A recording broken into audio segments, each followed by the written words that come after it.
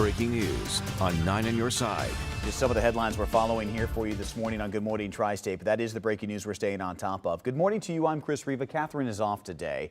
The death toll has risen overnight in Texas. Rescue teams continue to struggle to cope with the massive flooding there following Hurricane Harvey. At least 5 people are now dead. That number could change as more rescue efforts continue this morning. The Kentucky woman who was convicted for the 2012 murder of her former boyfriend will be in court today. As Texas continues to get pounded with rain, the National Weather Service is now saying it's beyond anything ever experienced. They're measuring water in feet. Prosecutor Joe Dieter, Stu Matthews for the defense there in the opening statements. It lasted only about 50 minutes between the combination of the two yesterday. But before opening statements, as we are now joined by my colleague Ali Kramer, the jury made a visit off-site here, and it was to the scene itself. Good morning, Tri-State. Alongside Catherine Nero, I'm Chris Riva. As the Tri-State is celebrating the back-to-school season, we thought, why not? Let's do it ourselves. We're heading back to school as well for the second straight week. We are now at Dixie Heights High School. Yeah, anytime I can buy extra school supplies, I'm good with that. So. We've had plenty of opportunities to get a glimpse at Zac Efron this week. What, did you write that sentence? I mean, Catherine has had plenty of opportunities. I'm on your side. One of the other big changes this year is the team behind the visuals. And that company is based in Over the Rhine, and they answer the question we have each and every year: how do they do that?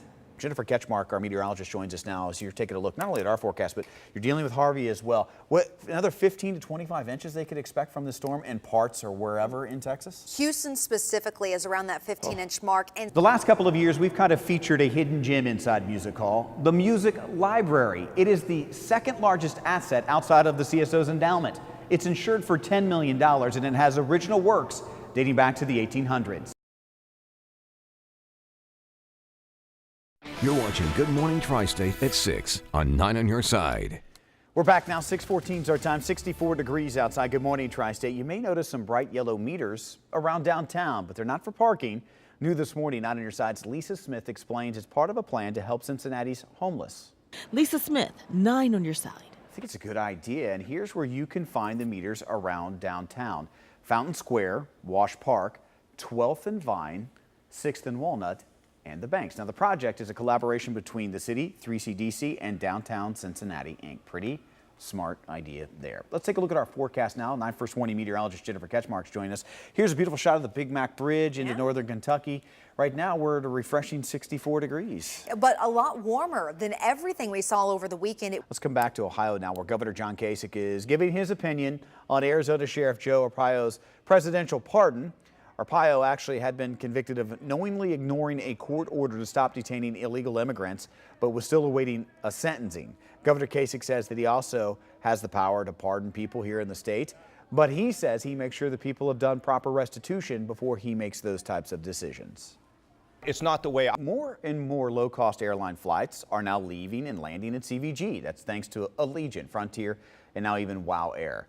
But how much money do they really save you? 9 on your side consumer reporter John Matarese takes a closer look so you don't waste your money. Developing right now, an arson investigation is underway at Pleasant Ridge Church.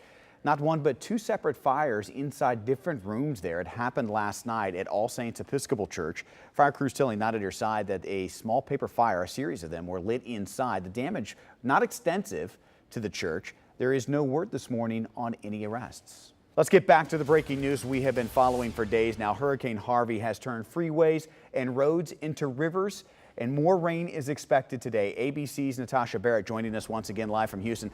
Natasha, last hour you were talking about how eerily quiet it is where you're reporting you're near a road that is simply flooded. The city is underwater and people are struggling to evacuate this morning.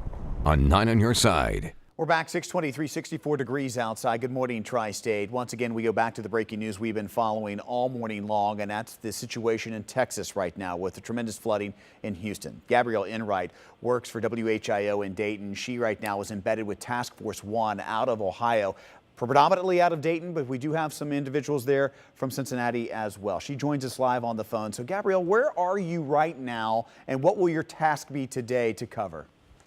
Well, we are in Katy, Texas. It's about in Katy, Texas this morning. We were talking during the commercial break. Michael Benedict, one of our photographers, is part of Task Force 1 down there working in the rescue efforts. Please pass along our regards to all of their efforts there and stay safe throughout the mornings there.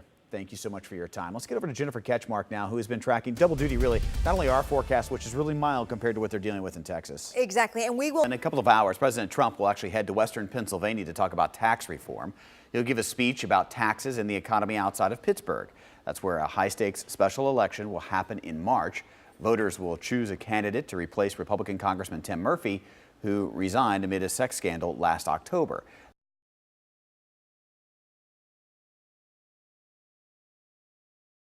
The grip that heroin has on our area is the headline that impacts our community every single day.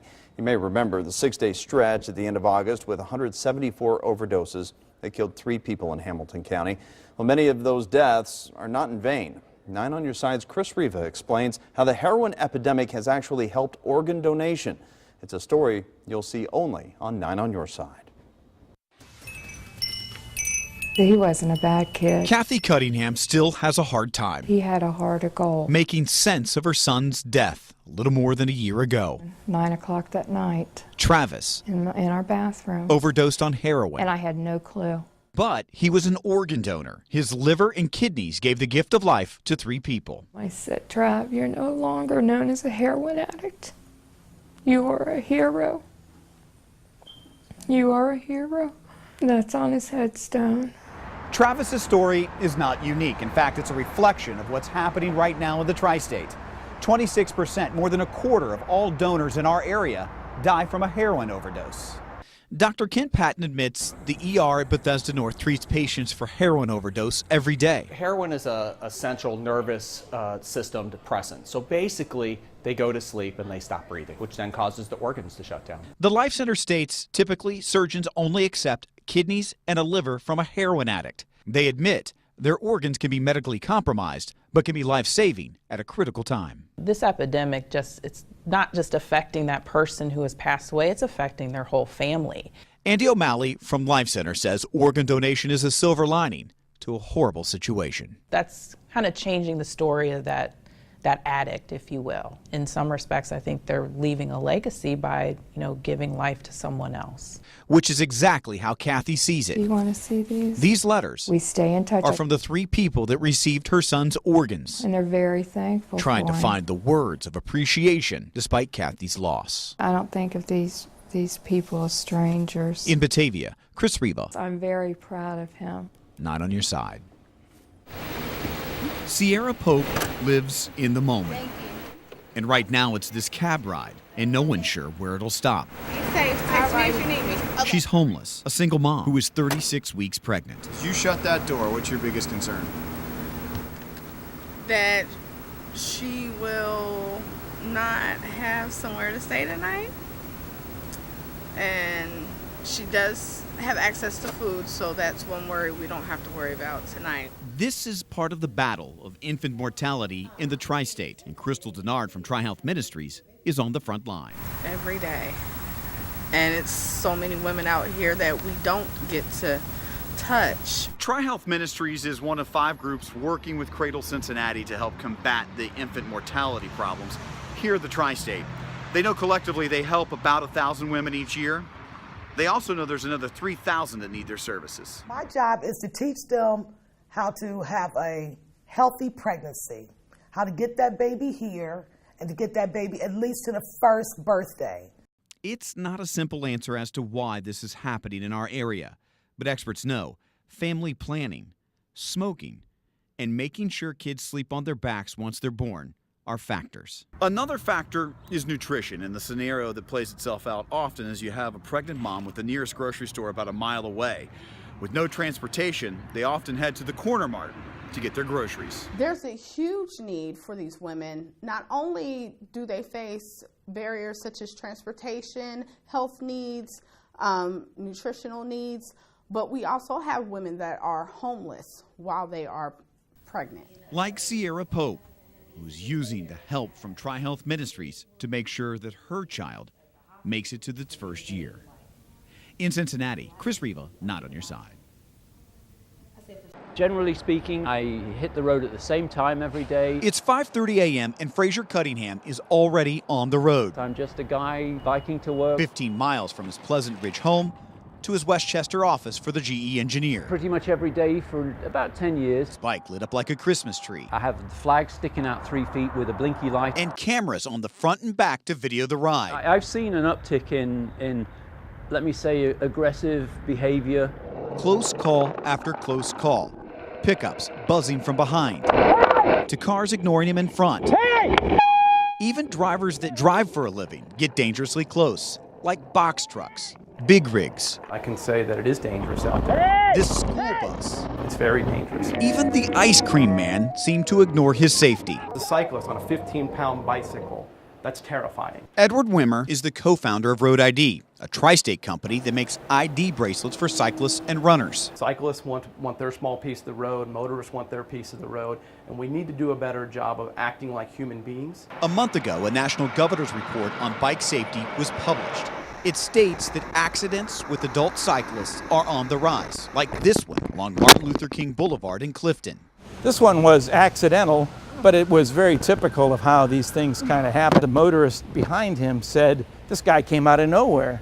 And it's like, no, he didn't come out of nowhere. The report states the biggest solution to preventing accidents is education and awareness on both sides, not necessarily tickets and enforcement. Are we going to measure success by how many tickets were written? No, I think it's the biggest help of the 3-foot laws in education. The governor's report clearly states a motorist tends to hit a cyclist because they never saw him in the roadway to begin with. On the flip side, bikers admit to seeing cars almost every time. They just assume that the driver will give them the right of way. The report issues how critical it is for both sides to stay alert when it comes to sharing the road. If you're going to ride your bike on the road, we tell people, look, once you cross the white line, you're in the game. And you got to play by the rules. I think this is the most important thing that as a motorist we need to do, is to realize that thing, that bicycle with a person on it, is no thing at all. That's a person. Cunningham says respecting riders I don't mean anyone any harm. and drivers I hope that they can be nice to me. is the key to sharing the road. And everyone can be happy and live together. In Cincinnati, Chris Riva, 9 on your side.